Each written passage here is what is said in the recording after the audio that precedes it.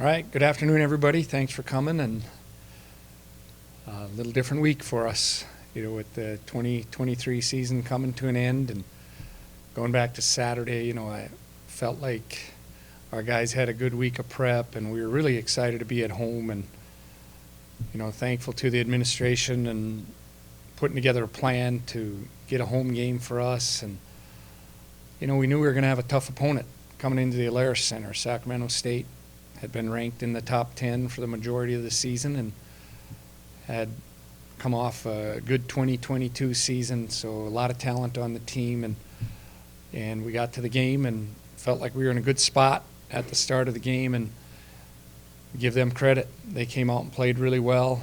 We felt we could have played better, but we didn't, and they got on us early and scored, and we answered the first score. I thought that was a great job by our offense, and then go into halftime, down by 2 scores, but really proud of our team to come out the second half and tie the game and get to the fourth quarter and have an opportunity with the ball. And I think it was really important for us to get a lead in a game like that. The crowd was really into it, and that's when the home field really could have helped us. But it didn't happen, and didn't close out the fourth quarter how we'd like to. So disappointed in the result. We had a number of good things happening this season, but a number of things that we're concerned about as we move forward that we got to improve on, and that's college football. Very sad when the season comes to an end to say goodbye to guys that are playing their last game. They poured their heart and soul into this program, and some guys came back an extra year, put their life on hold, and really wanted to help elevate our program, and weren't able to win that playoff game to move on. So that's where we're at, and now we got to evaluate our team and evaluate ourselves as coaches. I got to evaluate, what I'm doing along with what we're doing in the entire program, because we want to move this program forward and keep getting better.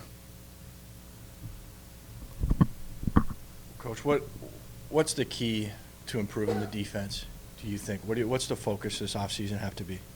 Yeah, I think, as we look at what we got to do, obviously, third down has been an issue for us, and we got to get better on third down defense. And we'll take a look. You start with developing personnel. You want to look at what personnel you can add to your team to help you in that area, what we're calling. So there's a number of things you have to look at, but we got to be better on third down to get off the field. And the 3rd and 2s and 3rd and 3s, those are hard on the defense, but I'm talking about the 3rd and 7 and more and the 3rd and 10 and more. We just got to get better at that.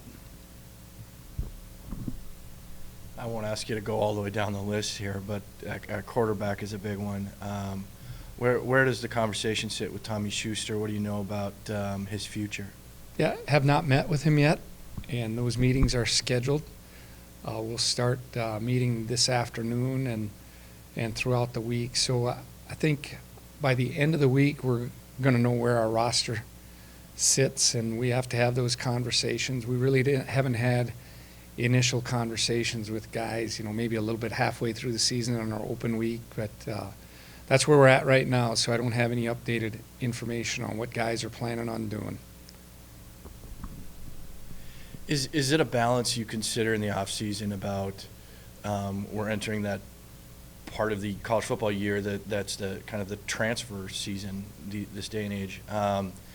Is that a balance between upgrading personnel and also, maybe concerning yourself with being transfer heavy that I'm sure that a North Dakota tries to at times stay away from?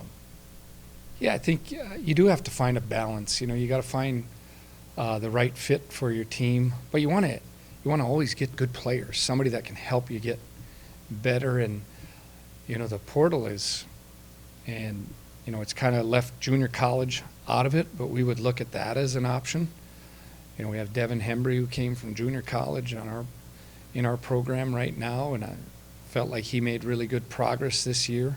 So all options are open. You look at FBS, you look at some of the top guys in our league this year were Division II guys a year ago. If you look at, the running back at Youngstown, outside backer at Illinois State. So I think you can find good players at any level, but you got to find the right fit, and then you got to work hard to recruit them, and it happens so fast in the transfer portal. So that's one thing, and then you got to look at your own roster, how you can improve the guys that are here too. You know, you can't ignore that fact, and you got to recruit your own team too.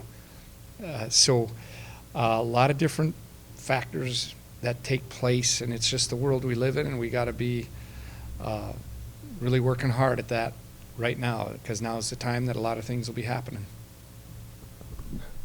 Is there a position group yet that you've been able to say, you know, last off season it was up front on defensive line, you guys wanted to kind of address and go after some transfers? Is there a position group yet that you've been able to pinpoint that this is one area we really have to find some help there? Well, I think overall we'd like to, you know, help our defense, and you know how you do that is developing the current guys you have. You know, we have some younger guys that didn't play a whole lot, but we got to do a good job of teaching them and bringing them along. But we will look at trying to, you know, get other people in here that help us. But once again, they have to be the right fit, and we got to go out and find those guys, and they got to be interested in coming here too. So a lot of people after the same guys, and we got to work hard at it and try to upgrade in all areas. But, you know, you look at the defensive side, we just got to play better. We really have to play better on that side of the ball. In your opening statement, you said addressing concerns. Is concerns defense, or are there other concerns that you want to focus? Yeah, I think you want to get better in all positions. I think, you know, there were at times this year, and as you look at your season, there's going to be a game where one side of the ball probably has a big day and carries the other side of the ball. And, you know, so then you look at, well, what do we need to do different the next week to get better and improve that next week? And, you know, we just feel like, you know, we scored enough points on Saturday, but yet you want to keep scoring. If you get in one of these games, you just got to, every game calls for different circumstances. You know, 2 weeks before we had a low scoring game, and we were in that game. So the concerns are, you know, if you're doing a good job, I think you address everything. I mentioned I got to look at how I'm doing things. We got to look at how we're coaching. And I think that's how you do a good job. And you got to have some really thick skin and take a look at what you need to do that can improve. But, you know, obviously when you look at our whole body of work throughout the season, we just think we got to be more consistent and play better on the defensive side of the ball. But that doesn't mean we don't have concerns on the offensive side of the ball too, or in special teams, what we got to do better. And so everything gets addressed. Made the playoffs 4 of the 5 years, but in a way, making the playoffs seems like it's not enough for this team anymore. Yeah, we want to do more. I mentioned that the guys that came back for the extra year, that was their goal, their rallying cry. Let's get in the playoffs in advance, and that's what we want to do, and that's why we were really excited to have a home game. And, you know, yet we knew we had a tough opponent coming in. This wasn't going to be automatic, and I thought their quarterback played really well. He was a concern for us coming into the game, and he made a couple throws. You know, the one that sticks out in my mind was the one right in front of our bench. It was really a good throw by him, and that extended a drive. You know, another time we, you know, get close to a sack, and he gets out of it, and then he extends the drive and flips the field position. So, you know, we want to do better, and we know that in order to advance in playoffs, and you're going to have to beat teams like that. But right now, our concern is how do we get better, and nothing's automatic. You know, we think it's hard to get a playoff bid. You know, so you got to stay focused on what you can get better at right now at this time, and that's improving our current guys and looking for other personnel that can help our team. What are you going to remember most about this season? You know, I just look back, and I really loved coaching this team, you know, but I think the obvious thing you remember is winning, you know, the in-state battle here at the Allaire Center. I thought our guys really played with a lot of heart that day and drive, and a lot of things fell into place for us. So to win that game was something that you remember.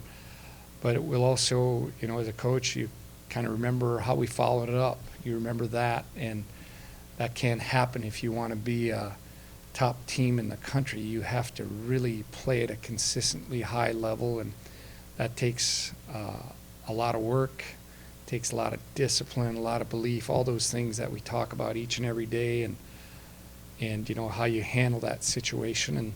And those situations are hard.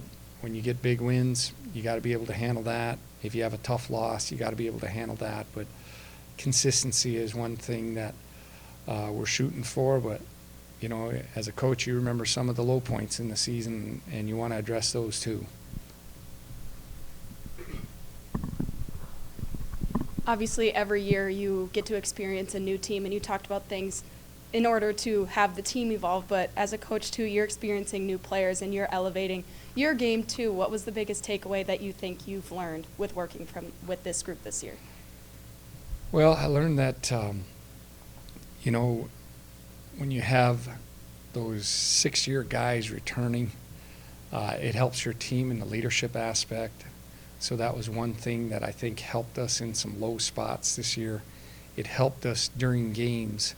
So leadership, we've always known it's important, but those guys that have really invested a lot of time and effort in the program, I think you can listen to them and learn a lot. I learned a lot from our captains this year, because a couple of those guys came back for an extra year, and just the trust that you have to place in players and that open line of communication is one thing that was really strong this year and on our leadership council.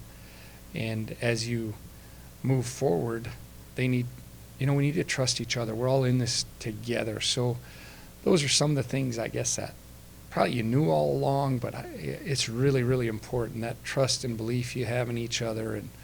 And when things are not going well, you can still find a way to win a game by just sticking with it for 60 minutes, because there's a lot of flow to a game that can change on one play, and making that play, really happens because you keep playing and you don't give up. I think this team, the never quit attitude, at halftime, I think it would have been easy to say, hey, things didn't go well for us, because they really didn't the first half. And our guys came out, and in 2 series, we were tied. Going into the fourth, we're tied. When it didn't look great, would have been great to follow it up and win the game, absolutely. But those things stick out, that if you got a bunch of guys that believe in each other and stick together, you can do some good things.